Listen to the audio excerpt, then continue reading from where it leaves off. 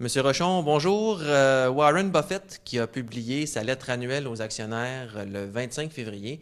J'aimerais qu'on fasse un petit retour sur ce texte quand même long de 29 pages où Warren Buffett dit entre autres que les marchés boursiers ne sont pas surévalués en ce moment malgré le rallye là, qui dure depuis l'élection de Donald Trump. C'est quoi ton opinion là-dessus? Ben, je dirais, je partage, comment ne pas partager l'opinion de Warren Buffett, là? Je partage l'opinion de M. Buffett là-dessus.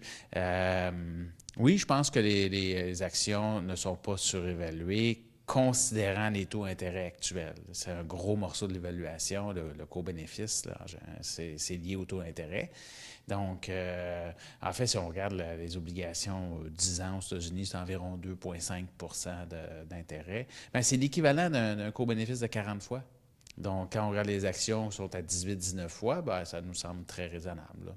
Un autre point qui est intéressant de la lettre aux actionnaires de Berkshire, c'est que M. Buffett dit qu'il préférerait se préparer pour une colonoscopie plutôt que d'émettre des actions de Berkshire pour réaliser une acquisition.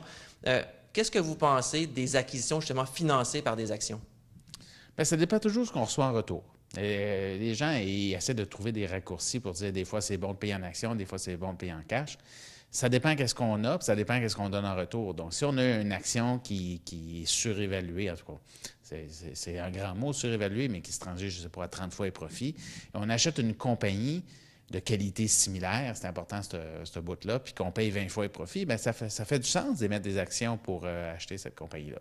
Si c'est l'inverse, on a une action qui se transige à 20 fois les profits, puis on fait une acquisition d'une compagnie à 30 fois, puis on paye en action, ben on veut être sûr que la compagnie qu'on acquiert a des perspectives meilleures que notre entreprise. Et c'est pas toujours le cas. Et j'ajouterais que souvent, la compagnie acquise, ben, celles qui font l'acquisition, ils la connaissent moins bien que leur propre entreprise. Donc, il faut qu'ils prennent ça en considération aussi, là. Donc, je pense pas qu'il y a de règles, mais la bonne façon d'approcher ça, c'est de regarder la valeur de notre compagnie relativement à la compagnie qu'on acquiert. Et est-ce que Berkshire reste un bon placement pour Giverny? Oui, il faut juste être réaliste sur nos estimés de rendement avec ce titre-là. Je pense qu'il faut s'attendre à 10 à 12 par année sur une longue période. C'est très bien. On va essayer de faire un petit peu mieux avec nos autres titres là, parce qu'on vise un peu plus haut, mais pour moi, c'est une compagnie qui a un très faible risque et qui a un bon potentiel de rendement, là. Merci beaucoup, M. Rochon. Merci.